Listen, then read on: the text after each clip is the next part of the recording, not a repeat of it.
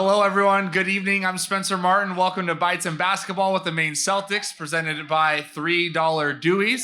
Today we have Kendall Brown with us. Kendall, thanks so much. I know you guys got a little time off right now. Let's give Kendall a round of applause being with us here tonight. And I like to start with kind of a state of the Celtics as you get a chance to almost have another little break here. You had the All-Star break. You get shooting with the weather. Tough month of February for the team, but you guys had a big win on Sunday. How are things feeling for you right now out there? Yeah, now they're feeling good, especially on the long road trip that we had. So getting these couple of days off to just practice and regroup is good for the team.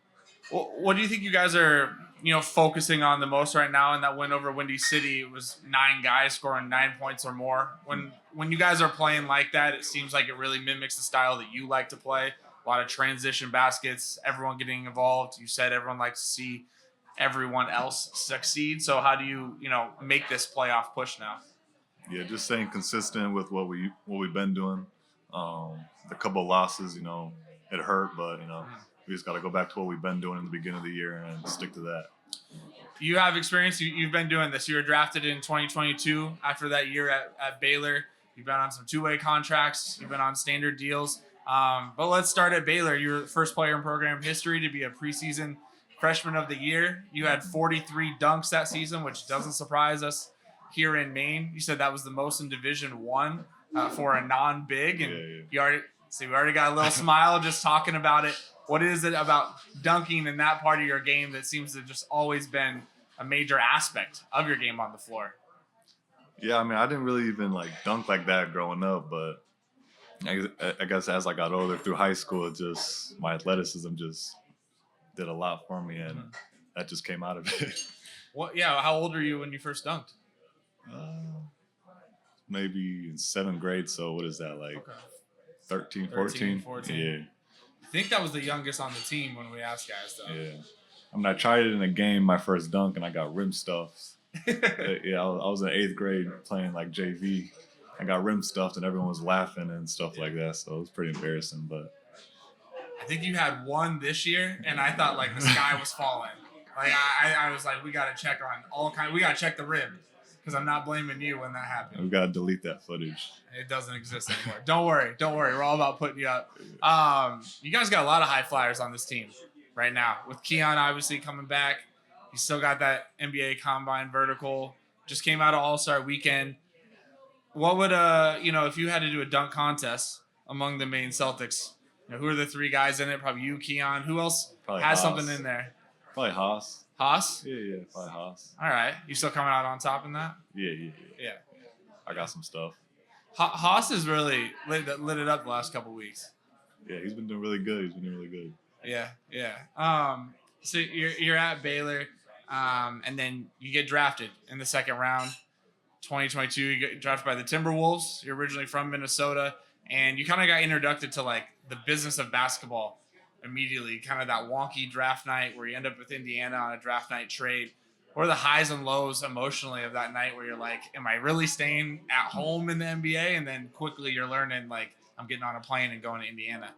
Yeah, my agent called me, before they picked me, he was like, you're going to go to Indiana, but it's going to be announced as Minnesota. So I was like, okay. And then as I got drafted, everyone's blowing on my phone, so I'm seeing all my messages. I'm like, no, I'm not coming home, but it'll be all right. I'm kind of close to home. You still have the photo. Yeah, I do. With the hat, yo. That's always kind of a weird thing. It is weird. I don't know why they do that. Just change the hats, It's too complicated. Yeah. And normally you're repping the Vikings jacket. that was in my notes to talk about because every time we see you, is it too warm now for the Vikings jacket? It's too warm. How often do you get to Minnesota? It's clearly a place near and dear to your heart. You're always repping the Vikings, but it seems like in this life, you don't get to revisit home. Yeah, really every chance I can get, I go home 2 days, 3 days, in and out trips like that. It's always good to just stop by, even if it's for a little bit. Let's talk about that journey for guys. And we were really excited when we knew you were coming to Maine this year, being on two-way contracts with the Pacers, a standard deal with Indiana. Correct me if I'm wrong, but you're part of the Indiana team in the Eastern Conference Finals, right, against Boston? Yeah. In 2024? Yeah. What are your memories from that series, a fun series against the Celtics, right? Yeah, it was fun. I remember talking with the front office at Boston, and telling like all the scenarios that went down. That we had the lead last couple of seconds, and then some stuff happened, some turnovers, and then Boston ultimately won that game. But it was good. It was crazy series, but it was a good run. Fans, fans can be crazy, obviously, and focus on events, focus on games, remember series. But I think it's important for fans to know that players and coaches do the same thing. Like you just said, it can be 2-3 years ago, and it doesn't matter when you get in a room again. It's like all those minutes, all those little plays are fresh in your minds. Yeah. What other moments in your career stand out to you in the NBA or in the NBA G League? Like some of your favorite memories in this journey? Yeah, a lot of like little wins, just traveling with the guy. Like that's the best, that's the best memories. Being with teammates, just traveling, winning games. That's really the best. You're still just 22, going to be 23 this year, and you talk about playing with the guys, but you're at this point where you're playing against guys who you also watched growing up. So who's your favorite player growing up, and have you had any of those moments where you're sharing the floor with guys that you used to, mimic your game after and look up to? Yeah, I always looked up to LeBron watching him play, and I never got the chance to share the court with him, but I was always on the bench, and it was kind of crazy, seeing up close him play. So that was always cool. Yeah. Any teammates that have really like kind of impacted you during that time through 2A, Indiana, or with the Nets? You had a lot of teammates in Indiana. James Johnson, a good vet. Good vet for me, Tyrese, all those guys, good guys, Obi, just good vets to be around. They kind of helped me through my journey. Yeah. So after your time with the Pacers, you joined Long Island Nets organization, eventually earned a 2A with the Brooklyn Nets, and we like to joke with you all the time, like you lit up the Expo when you were there. What was it like playing in the Expo as a visitor and then now playing full time as a Maine Celtic? It was fun, it's just different seeing both sides and being on both sides. The crowd is always the same, so it was a good games there, and happy to be here on the good side. Yeah, and like in our media day, you talked about that, like guys who are new to media day, you've seen all kinds of different forms of what that looks like, and you've seen all kinds of different venues. Like, what are some of the venues that stick out to you, good or bad, and around in the G League, and things that you've seen, and how the league has evolved in your 3-4 years now? I mean, I think the league just evolved, like, just from like arenas and just simple stuff like that, traveling, food. It just keeps getting better, especially in the G League. Can only get better. So, yeah. I always try to tell people, and especially with this team, and feel free, remember to submit your questions as we're here. Like, when you look at the season, Jalen, I mean, the list went on and on of guys who had been on NBA contracts and are going to be back on NBA contracts soon. And we're speaking with Phil Pressey, and he was just saying, like, a lot of people don't realize, like, the difference between a G League player and an NBA player is not that different. It's standard contract E10, and then, of course, 2 ways on an NBA deal. From your perspective, like, what is the key difference in that gap between the G League and the NBA, as someone who shared the floor at both levels? Yeah, it's really about just right opportunity, right time. Everyone's going to fit different in different situations. So if you just get the right opportunity with the right team, things can just change just like that. Yeah. And it happens all the time. You see it with people. So yeah, I mean, after being with the Nets, like, you had a chance to kind of survey the landscape, right? And see where your next stop was going to be. You did summer league, you did preseason with the Boston Celtics organization. Obviously here and now, what made you think that this may be the right fit and the right time for you? Yeah, I just always talk about my aging, just being in the right like spot, like good what's the word? Just base of a team, just you want to be on a team that has like the right footing and the right culture and stuff like that. So it was a good area. Nice. We'll check out some of the questions that we have from the crowd for you. And the question was, what was your first big purchase after signing with the Pacers? It's a good one. You had that sign that multi-year deal. Oh, so like, is this like first after the draft or after my contract? However, let's do both. What was the first one after the draft, and then because you got that multi-year deal 2024. So first big purchase after the draft. After the draft, it was probably my cats. The cats? Yeah, 2 cats. Yeah. Yeah? Because I don't really be spending like that. In the first draft, like I was Yeah. chilling. Yeah. After the contract, really just I would say just clothes and stuff like that, some jewelry, but I keep it pretty calm. Pretty calm. Shocking. Yeah, like I'm good with my money. I don't like to spend a lot. I like it. No, yeah. I like it. You brought it up though, because I know you always light up when you talk about the cats, and it's unique to find players with pets, and we got a couple on the team this year. So we're opening up the house. For those who haven't listened, you get to talk about your cats for a while right now. How did you end up with 2 cats despite playing in the NBA and the G League? Yeah, I mean, I've always had cats growing up. So my teammate, he had a friend that was the girl was birthing cats, so he asked if I wanted one. So I was supposed to have one. He was supposed to have the other cat. And one day he was like, my dog doesn't like the cat. Can I bring my cat over to play with yours? And he ended up never picking up the cat. So I was stuck with both. But it was good. I like both of them. They're good for each other, especially on road trips to keep each other entertained. He was your teammate though, right? You never talked about it on the court or anything? I mean, I talked to him after. I'm like, yo, you're going to come pick up the cat? Or he's like, bro, just take care of her. I was like, it's all good. I got you. So that was after the draft.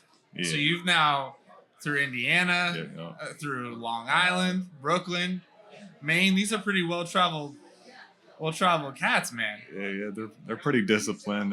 They're really chill. They don't like go crazy. So I'm thankful that they're very calm.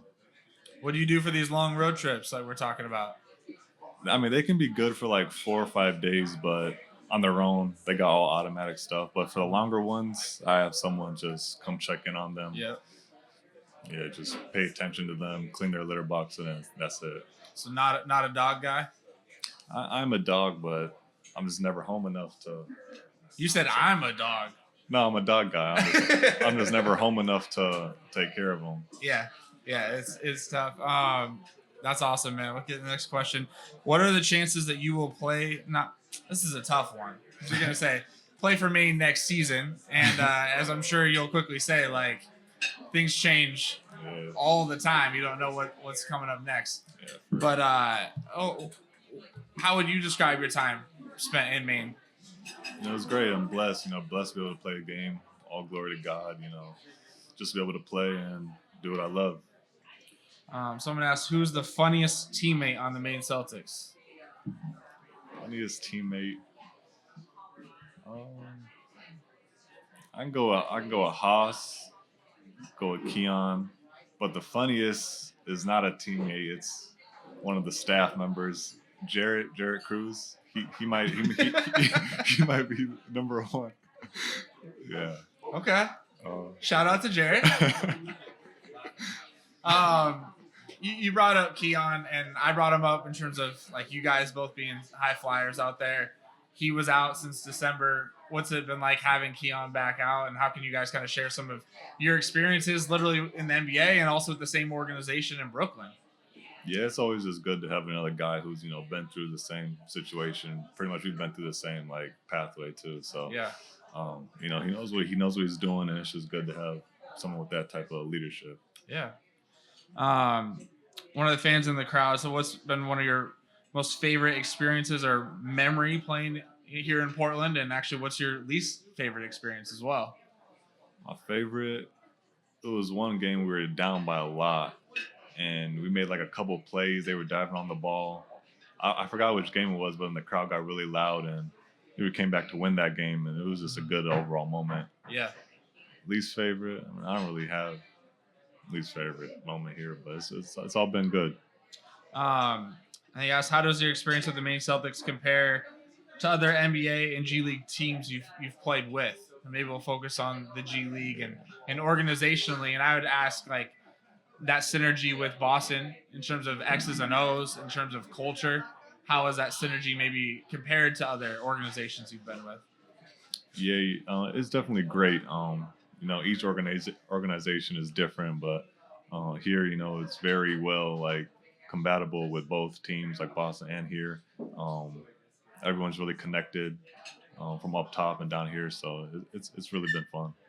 Obviously, on Sunday, you guys beat Windy City. On Friday, a tough loss to the Bulls. It's always interesting, these 2-game series against the same opponent, and yet at the same time, the roster moves that happen at the same, in 24, 48 hours, teams can look completely different. And someone asked, like, what factors were there for such a dramatic second game win? Like, what changed for you guys where it seemed like you dictated the pace on Sunday, whereas on Friday, maybe Windy City played their style? So in your mind, what was the key difference between those 2 games? Yeah, like you say, some like players will be here and up top or down, like on both teams. The second game they had 2 players missing, but ultimately we just came out, played better defensively, and that really just led to everything going good on offense and starting with the defense. Yeah, it seems to always start with the defense, especially this team. Any activities or plans that you have for the off season?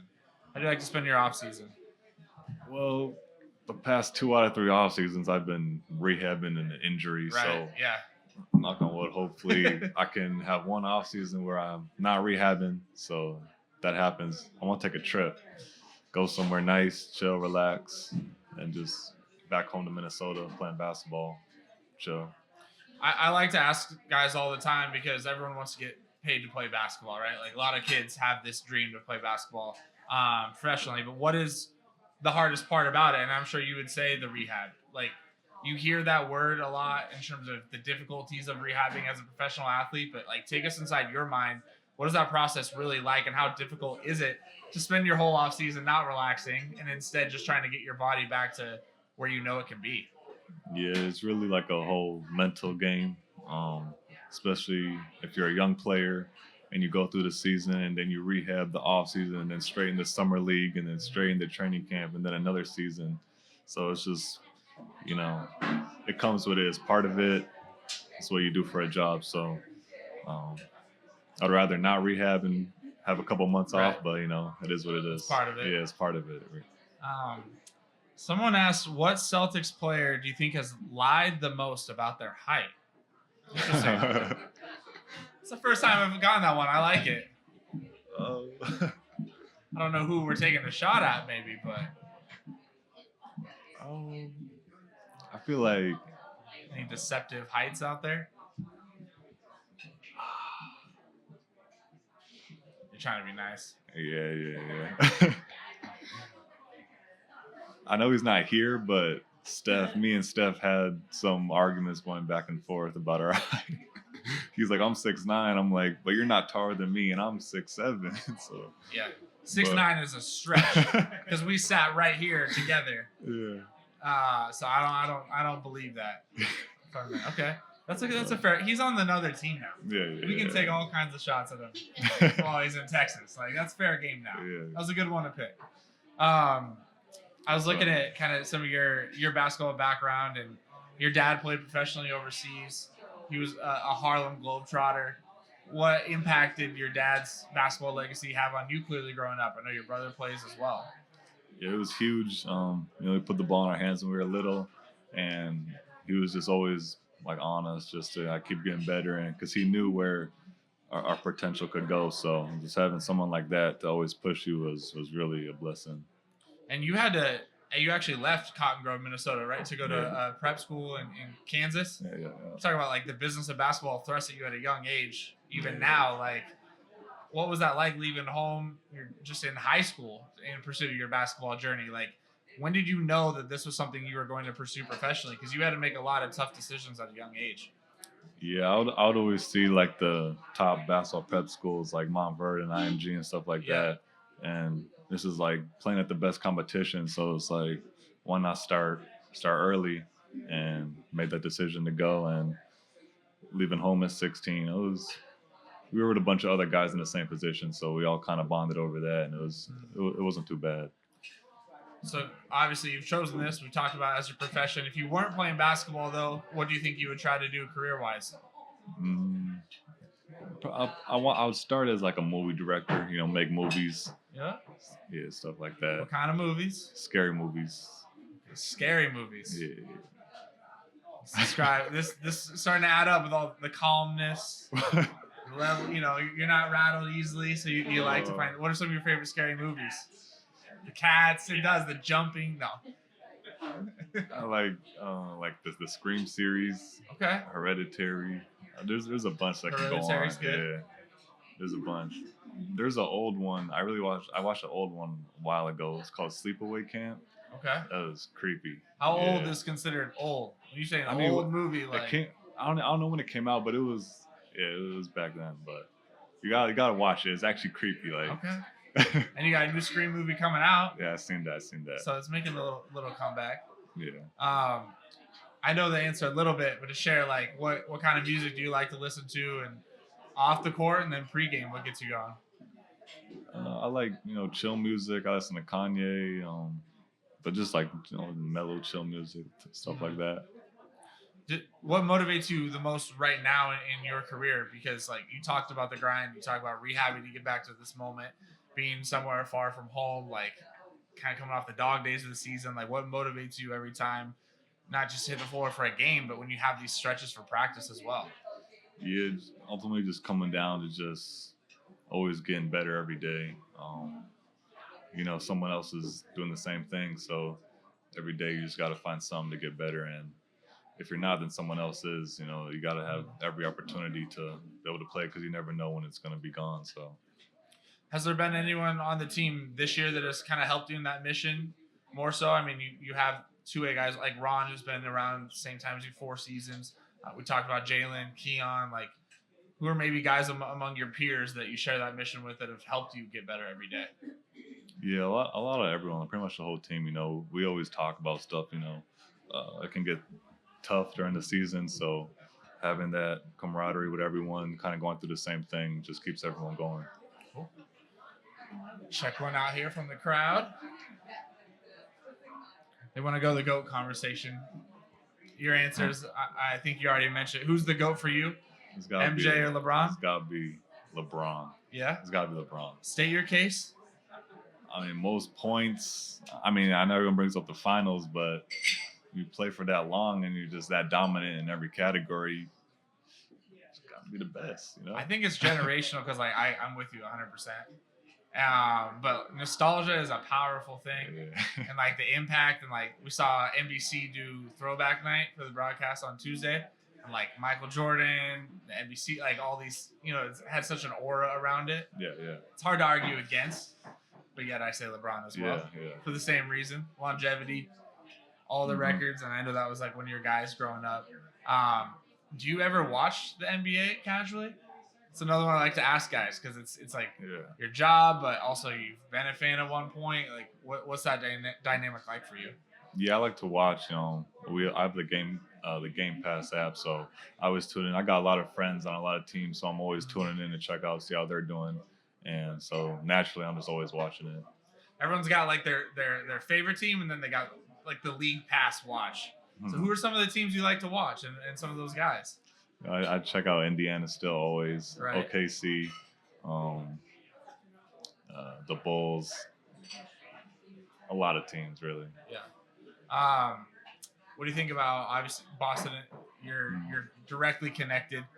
The season that they're having, it seems like a lot of the culture and the buzzwords that we hear all the time in Maine are relevant even more so there with Coach Mazzulla and the Celtics from a player's perspective. Like, what's your take on everything they got going up there and what was supposed to be kind of a year off in the national narrative? Yeah, it's actually just crazy, like, what they're doing. They're doing some really good things. And what are they, like, second and third in the East? Second, yeah. Everyone was shocked, but being there in person and seeing how, like, when you do stuff like that from the ground up and just the culture, it really shows. Yeah, I mean, you played preseason with this team. Well, what was your biggest takeaway from that time during training camp and preseason with Boston? Just the focus and seriousness and, like, the intention behind everything. It was always pretty intense, and, it just kind of builds character into going into a season like they're having now. Mm-hmm. Tension. Coach Mazzulla likes it that way, right? Yeah. Like, how do you describe Joe? Because he's super authentic. He'll try to keep you on your toes. He'll maybe be a little bit like a scary movie that you like sometimes. What was your take on Joe Mazzulla? He's great. It was really great to see in person, and I can see why they're doing so good. It's great to have a coach like that. And now you have head coach Phil Pressey, a first time head coach, first year in charge of Maine, a former player. As the season's gone on, he's the only one who's ever played for Maine and also be a coach. Have you seen him lean on his playing days at all? And how does that help in terms of you guys in the locker room, understanding the message he's trying to convey? Yeah, he says a lot of things, resonates with us, being a former player. And I feel like that helps a lot as he's coaching and what we run and certain stuff like that. So it's really great. Cool. Another one from the audience here. Yes. Did you play with Keon in Brooklyn? If you did, how did you like it? You guys briefly crossed paths, right? Nah, so he was a year in front of me in Brooklyn, and then when I got the 2A with Brooklyn, that's when I got injured. So I technically never played it on the same floor as him, but I would have if I was a year earlier. Okay. I can't ask this one. What is it? I'll let you read it. But I'll rephrase. I'll say, because you're a guy who's always going really hard to the paint. You don't try to foul bait like maybe some players around the NBA will at times. Your mindset, your approach going to the rack, you're always looking for the dunk first. You're never really trying to draw a foul, it looks like. Where's that come from, and how does that compare to maybe what you see around the association? I mean, I feel like now just where the game is at, if they're going to keep calling it, why stop? Right. So I feel like I could add a little more flop into my game, get some extra free throws. But yeah, I mean, if they're going to keep calling it, why stop, Right. And it's interesting, especially in the G League, because it's referees who are doing the same thing that the players are, right? Like everyone's trying to work their way up to the NBA. You have different crews every night. Have you shared your experience with guys who are maybe new to the G League, because you've seen a little bit of everything in 4 years now? Like, how do you help teach other guys about the highs and the lows of playing in the G League? Yeah, I like to just tell them, straight up like how it is and how it's going to be throughout the year with my experience. And I like to be the one that they can kind of lean on if they have questions and stuff like that. As we wrap up with Bites and Basketball here, obviously chance for you to get a little bit of food, and I found out you went right in for the lobster roll. You said your first time trying a lobster roll was up here in Maine. Yeah. So a lot of guys are afraid to even try it. So what made you went for it, and it sounds like you like it, right? Yeah, I recently tried it like maybe a month ago. I didn't really try it when I first got here. Me and my stepmom went to go get it. It was good, and I DoorDashed it like 2 days ago. The DoorDash bill was high, but it was good. It was good. It was good. Well, it won't be as expensive today. Everyone give Kendall Brown a round of applause. Maine Celtics guard. And thanks so much for spending some time with us on Bites and Basketball.